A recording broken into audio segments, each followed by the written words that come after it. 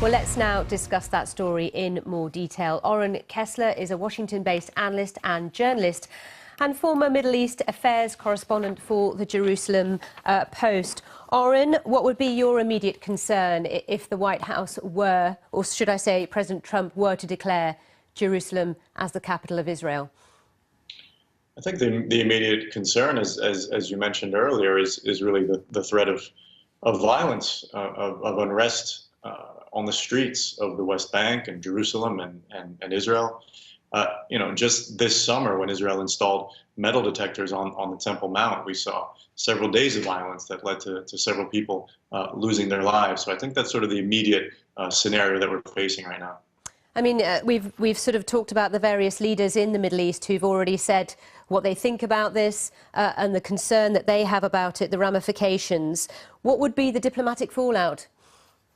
So I actually think the diplomatic fallout is not going to be particularly great. I think, of course, we've heard the public denunciations from the Palestinian leadership and the Saudi and other Arab leaders. But I think, I think both the Palestinian and Israeli leaderships realize that Washington is really sort of the only game in town in terms of mediation. The French have tried to serve as mediators and honest brokers in the past. It hasn't really worked.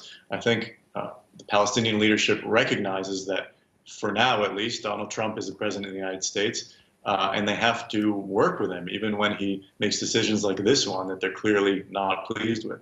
So going forward, what could this mean for the Middle East peace process? Will it not set that back, that process?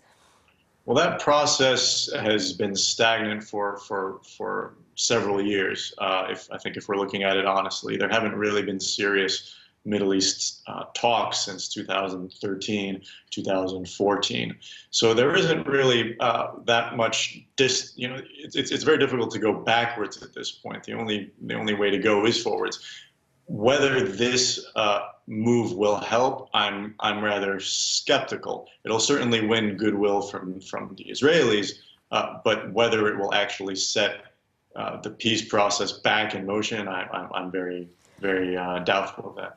But his wording in an announcement that we're expecting today will be very important as well, won't it?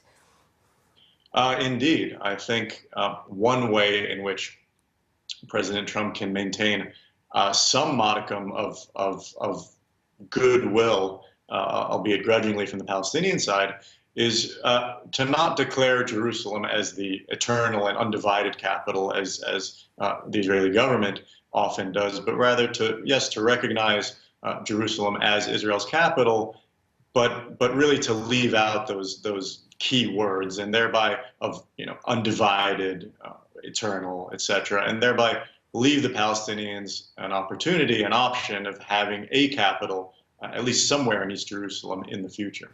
All right, Oren Kessler, thanks for your analysis. Interesting to get your perspective on this. Washington-based analyst and journalist, former Middle East affairs correspondent for the Jerusalem Post.